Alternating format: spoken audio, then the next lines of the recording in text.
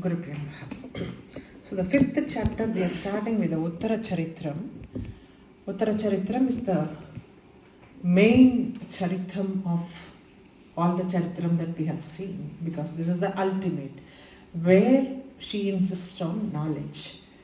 The first charitram had the Brahma Stuti, second charitram had the Shakradi Stuti, and this Uttara Charitram has got two stutis. One is Aparajita Stuti, and in the 11th chapter it is Narayana Stuti.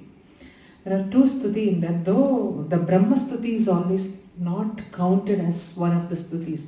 Of the four stutis, the one that you people learned now in the 4th chapter, Shakrati, is the most beautiful one, as literature wise.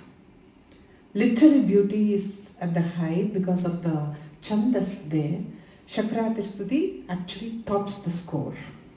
Then only comes Aparajita Stuti, which is very, very popular even for those who are not reciting Devi Mahatmyam completely. They at least recite Aparajita Stuti. And the third one, Narayana Stuti, is something people get initiated separately, because that is supposed to be told by Narayana himself. So that is given a lot of respect amongst all the stutis, because it was actually not in this text. The original text of Shumba Nishumba Vadam, Narayana himself has given that stuti. Very few passages, not as big as this, but that is also a wonderful stuti sung by him. So for all the stutis, one is now gone, Shakrati. Now we will be doing this. Uttara Charitram, as I told, it is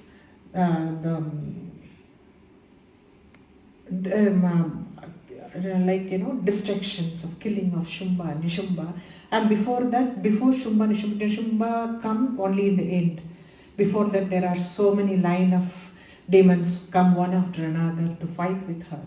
So that and all also we will see. It is all, each one story is so different, but it also implicates in a very, very different way. We will see the esoterical meaning of what happens. Okay. So this Uttara Charitram has Nyasa. Okay. Panchamodhyayaha.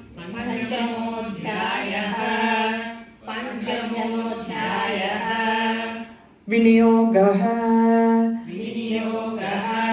Om Asya Sri Uttara Charitrasya Rudra Rishihi. Om Asya Shri Uttara Charitrasya Rudra Rishihi. Mahasaraswati Devata. Mahasaraswati Devata. Mahasaraswati Devata. Anushtup Chandaha. Anushtup Chandaha. Anushtup Chandaha. Bhima Shaktihi. Bhima Shaktihi. Bhima Shaktihi. Brahmari Bijam. Brahmari Bijam. Brahmari Bijam. Suryas Tattvam. Suryas Tattvam. Suryas Tattvam. Samaveda Swarupam. Samaveda Swarupam. Samaveda Swarupam. Mahasaraswati Prityarte Uttara Charitra Pathe Viniyogaha. Mahasaraswati Prityarte Uttara Charitra Pade Viniyogaha. Mahasaraswati Prityarte Uttara Charitra Pade Viniyogaha.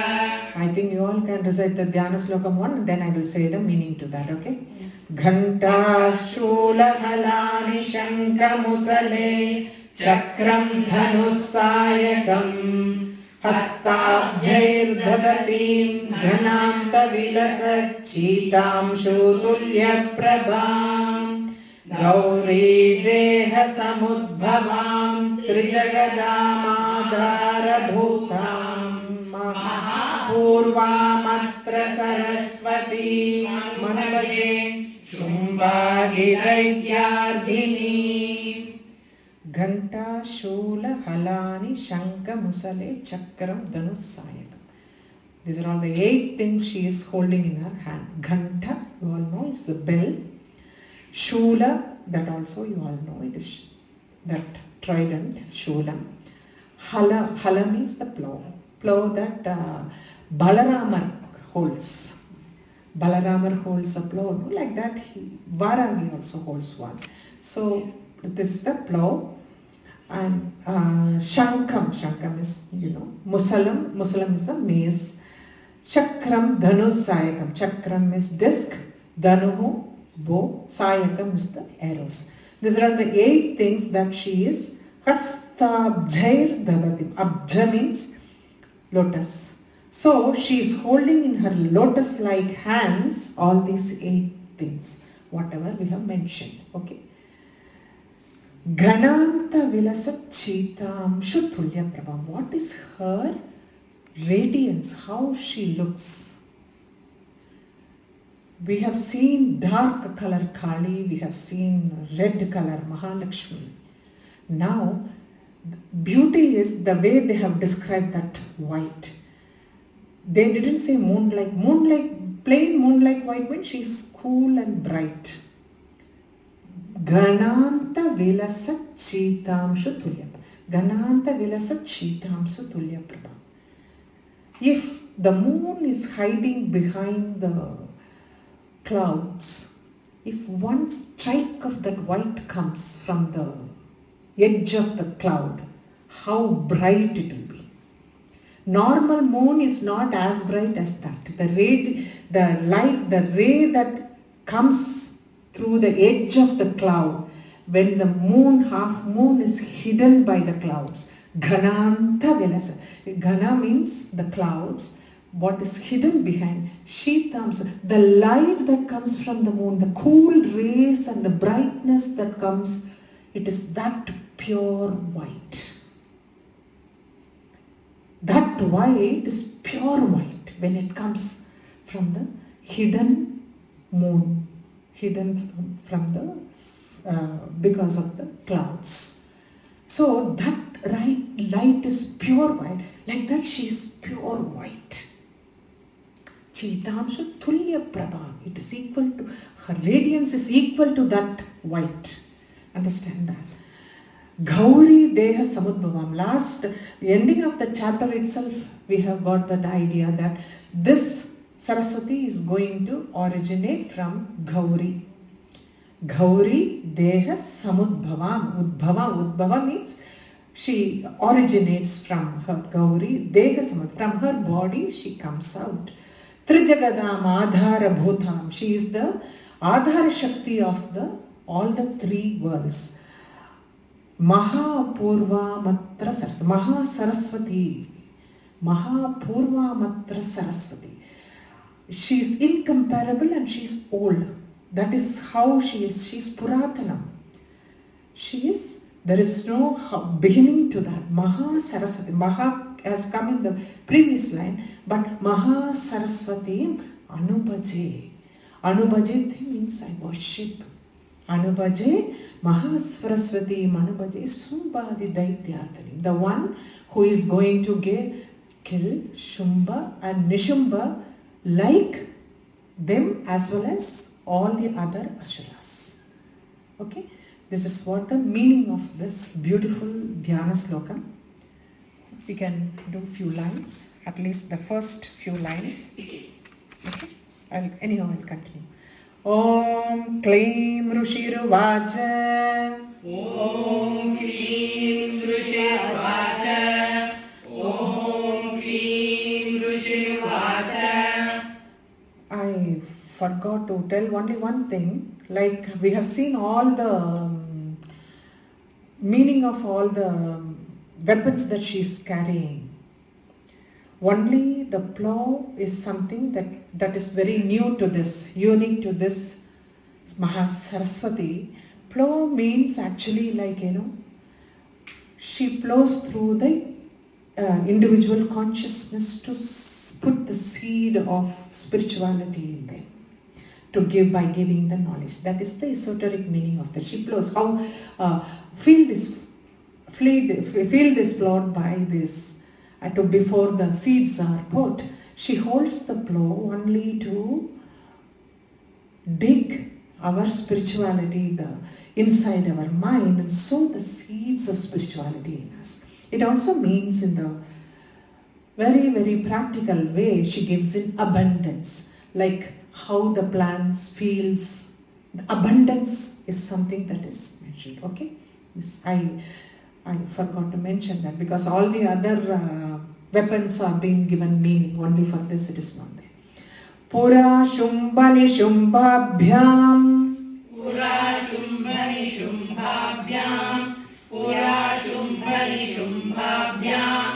Asurabhyam Shachipatehe.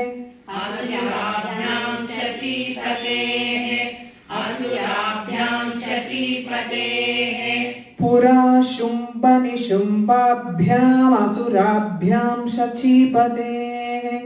Pura Shumbani Shumbhabhyam Asurabhyam Shachipatehe. Pura Shumbani Shumbhabhyam Asurabhyam Shachipatehe. Trailokyam Yanya Bhagascha. Trailokyam Yanya Bhagascha. Trailokyam Yanya Bhagascha. Hrida Madabalashrayad. Hrida Madabalashrayad. Hrida Madabalashrayad. Trailokyam Yanya Bhagascha. Hrida Madabalashrayad. Trailokyam Yanya Bhagascha. Hrida Madabalashrayad. Trailokyam Yanya Bhagascha. Hrida Madabalashrayad. Pura Shumbani Shumbhabhyam Asurabhyam Shachipatehe. Trailokyam Yanya Bhagascha. Hrida Madabalashrayad. Pura Shumbani Shumbhabhyam Asurabhyam Shachipatehe. Trailokyam Yanya Bhagascha. Hrida Madabalashrayad. Pura Shumbani Shumbhabhyam Asurabhyam Shachipatehe. Trailokyam Yanya Bhagascha. Hrida Madabalashrayad. Pura means old, long back, long ago. Shumba Nishumbhabhyam Asurabhyam. There are two asuras named Shumba and Nishumbha, Madabalashrayad. They were intoxicated by their own strength. Bala. Madha means intoxicated. Balashrayad. With their own strength they were intoxicated, and what they did, Shachipatehe Trailokyam Yanya Bhagascha Hrida. Shachipatehe, Shachi is Indra. Shachipate, Indra's wife, is called Shachi. So Shachipate means Indra's wife. Indra. So Indra was getting the Yanya Baham whenever there is a Yanyam happens, there is this Avirbaham that we give. Havisa that we give, that Havisa he used to take it, that he is the one who is got the right over that Havish. Then that Havisa, he was Hridha, Mother, all the three worlds, not only from this world, whoever is doing Yanya in all the three worlds had to give this to Indra. So that Indra's, that right over the Yanya Baham, they stole. Very interestingly, you have to note that one, when the Mahishasuras came, he said, Mahishasura conquered the heavens, Indra Lokam, and chased them out. Here they are mentioning about Yanya Bhagam, the material. There is a difference in this. There, the second charitam was addressed to the king. So, what the language king will understand. King will understand because he has also lost his kingdom. He knows what it is to lose the kingdom and the power that goes with it. So, the second chapter they mentioned about losing the kingdom there. Here they are mentioning about losing the Yanya Baham here. The material belongs to the Vaishya. King again wants to come back as a king, but Vaishya wants to attain liberation. There is the two characters. One wants to get back his kingdom, and the other wants to be released from the cycle of birth and death, samsara. So that is the reason in the 3rd chapter, Shumba Nishumbat, when they are talking about this, they are talking about Yanyabah. This is the very minor this thing, because Vaishya means they are wealth consciousness people. He also says that they took away all my wealth and chased me out. So that is the reason. Then the description goes, Taveva Suryatam Tatvat. Taveva Suryatam Tatvat. Taveva Suryatam Tatvat. Adhikaram Tathaindavam. Adhikaram Tathaindavam. Adhikaram Tathaindavam. Taveva Suryatam Tadvad Adhikaram Tathaindavam. Taveva Suryatam Tadvad Adhikaram Tathaindavam. Taveva Suryatam Tadvad Adhikaram Tathaindavam. Kaubera Matayamyam Cha. Kaubera Matayamyam Cha. Kaubera Matayamyam Cha. Chakradhe Varunasya Cha. Chakradhe Varunasya Cha. Chakradhe Varunasya Cha. Kaubera Matayamyam Cha. Chakradhe Varunasya Cha. Kaubera Matayamyam Cha. Chakradhe Varunasya Cha. Kaubera Matayamyam Cha. Chakradhe Varunasya Cha. Taveva Suryatam Tadvadadhikaram Tathaindavam. Kaubera Matayamyam Cha. Chakradhe Varunasya Cha. Taveva Suryatam Tadvadadhikaram Tathaindavam. Kaubera Matayamyam Cha. Chakradhe Varunasya Cha. Taveva Suryatam Tadvadadhikaram Tathaindavam. Kaubera Matayamyam Cha. Chakradhe Varunasya Cha. So they are explaining first Indra's is over now. Suryatham Tadvadadhikaram. Their right, their power, first he took from Surya. Tathaindavam. Tat Indavam. Indu means moon. So both sun and moon lost their power and the authority. Kaubhera Matha Yamyam Chakra. The Chakra means sovereign authority of these gods. Okay. Kaubhera Kubhera Yamyam Yamam and Chakrade Varunasya Varuna. So all their powers and sovereignty were seized by these two Rakshasas. Okay. Taveva Pavanardhim Cha. Taveva Pavanardhim Cha. Taveva Pavanardhim Cha. Chakradurvahni Karma Cha. Chakradurvahni Karma Cha. Chakradurvahni Karma Cha. Taveva Pavanardhim Cha.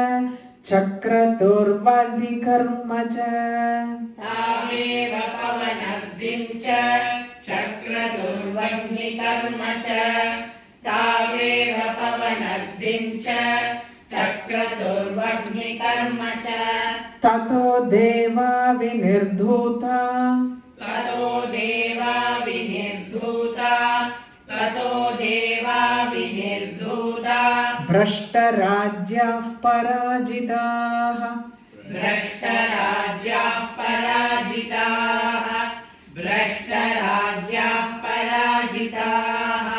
Tato deva vinirduta brashtarajyah parajitaha. Tato deva vinirduta brashtarajyah parajitaha. Tato deva vinirduta brashtarajyah parajitaha. Tadeva pavanadhim cha chakraturvahni karma cha tato deva vinirduta brashtarajyah parajitaha. Tameva pavanadhim cha chakraturvahni karma cha tato deva vinirduta brashtarajyah parajitaha. Tameva pavanadhim cha chakraturvahni karma cha tato deva vinirduta brashtarajyah parajitaha. Agni's assistant is always wind. So both their powers got ceased by all his functions. Agni functions is mainly the homa and food to be cooked. So all the functions of Agni have been ceased by them. Tato deva vinirdhuta. Vinirdhuta means they were driven away. They were driven away. Brashtarajya from their kingdom, deposed from their kingdom. They were driven away from their kingdom. Parajitaha. They were defeated, deposed and driven away, driven out of their kingdom, all the gods. Okay. Kridadikaras tridashas.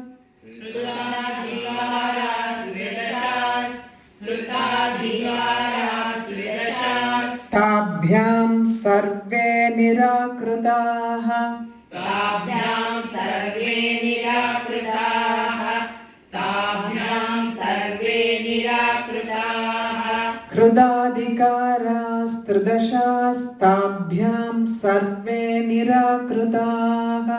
Kridadikaras tridashas tabhyam sarve nirakritaha.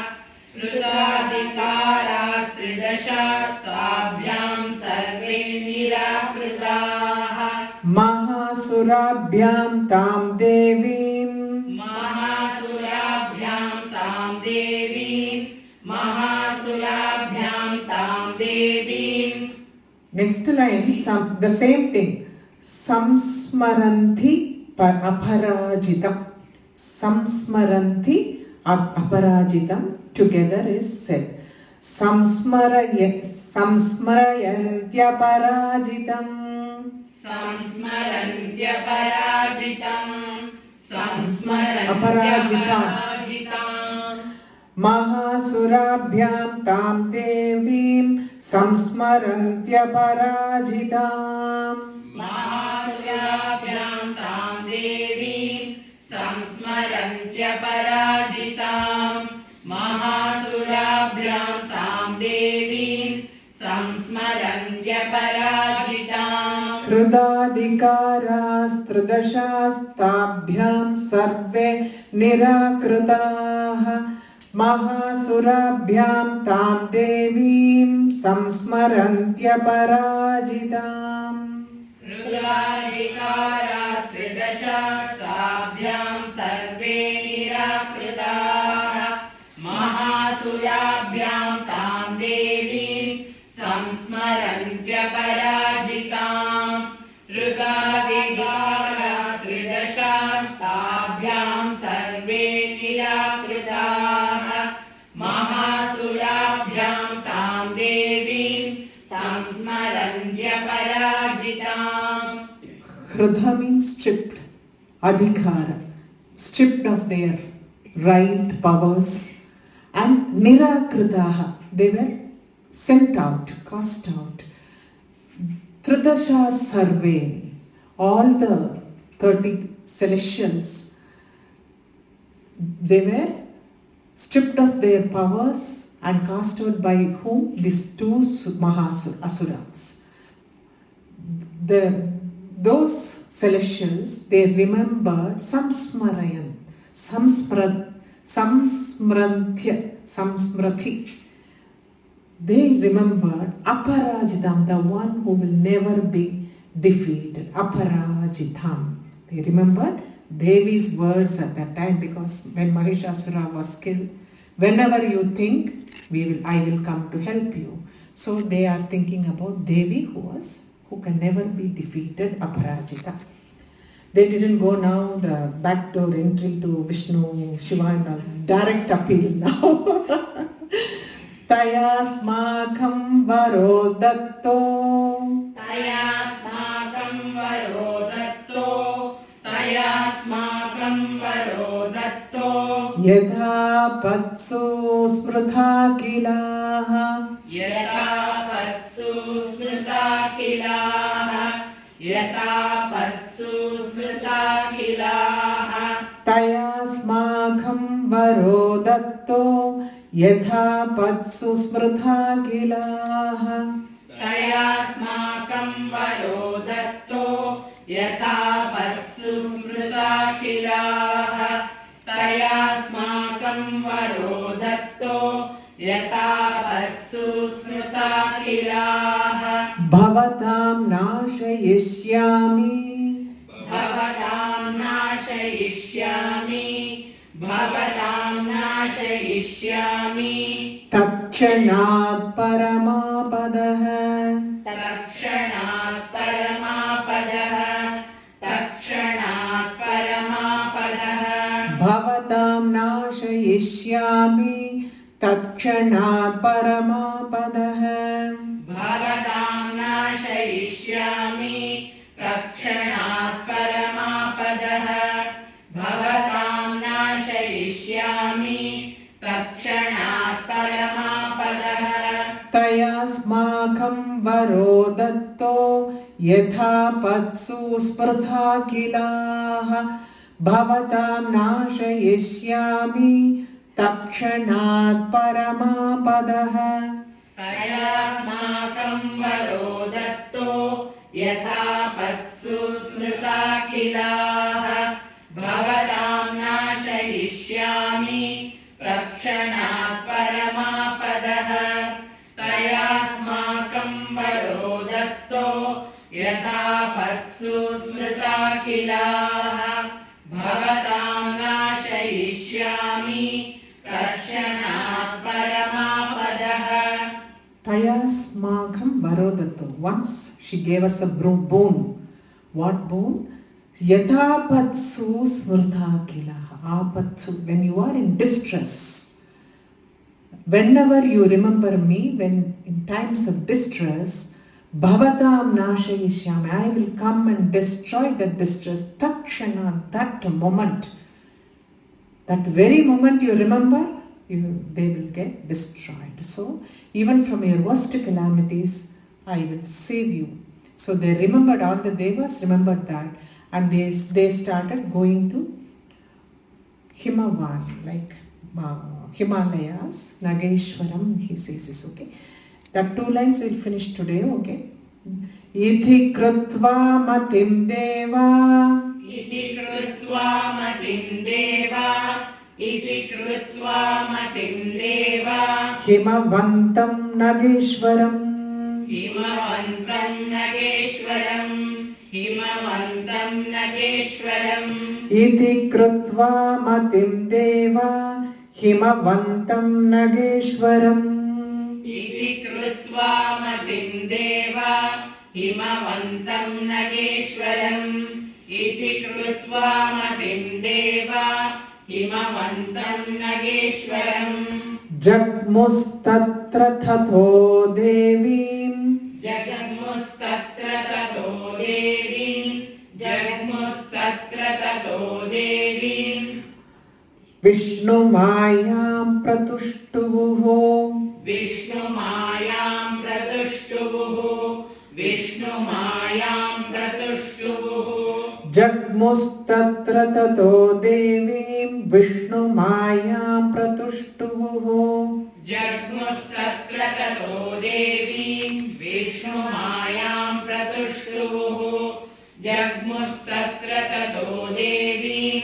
Vishnu mayam pratushtuvuho. प्रतुष्टुवुः इति कृत्वा मतिं देवा हिमवन्तं नगेश्वरं जग्मुस्तत्र ततो देवीं विष्णुमायां प्रतुष्टुवुः इति कृत्वा मतिं देवा हिमवन्तं नगेश्वरं जग्मुस्तत्र ततो देवीं विष्णुमायां प्रतुष्टुवुः इति कृत्वा मतिं देवा हिमवन्तं नगेश्वरं जग्मुस्तत्र ततो देवीं विष्णुमायां प्रतुष्टुवुः.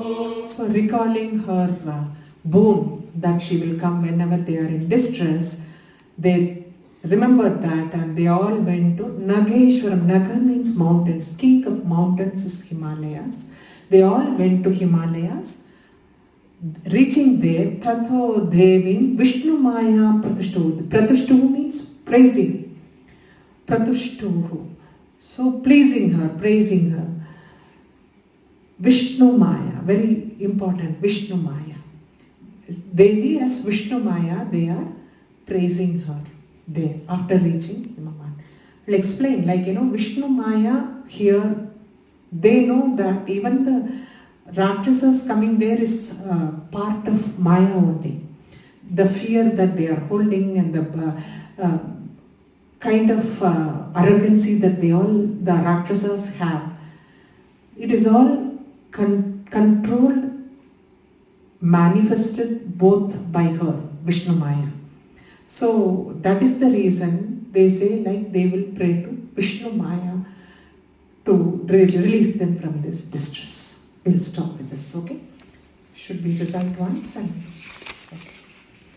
Panchamodhyaya Vinyogaha Om Asya Sri Uttara Charitrasya Rudra Rishihi Mahasaraswati Devata Anushtup Chandraha Bhima Shaktihi Brahmari Bijam Suryastatvam Samadevasvarupam Mahasaraswati Prityarthe Uttara Charitra Pathe Vinyogaha Dhyanam Om Ganta Shulahalani Shankamusale Chakram Dhanusayakam Hastabjayadadatim Ganam Davilasachhitam Shutulya Prabham Gauri Deha Samudbhavam Trijagadam Adhara Bhutam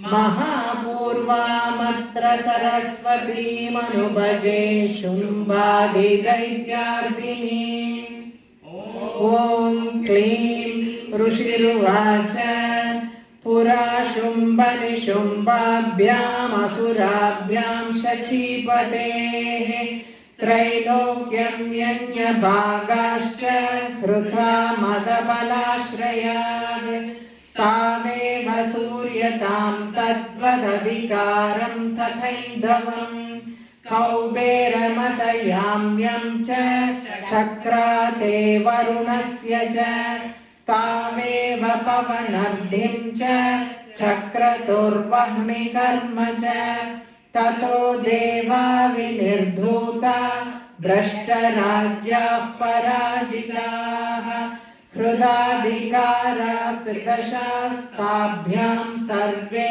Nirakritaha Mahasurabhyam Tam Devim Samsmrayantya Parajitam Tayasmakam Varo Datto Yada Patsu Smrta Kilaha Bhavatam Nashayishyami Takshanat Paramapadaha Iti Krutva Matim Deva Himavantam Nageshwaram Jagmustatra Tato Devim Vishnu Mayam Pratushtuvuhu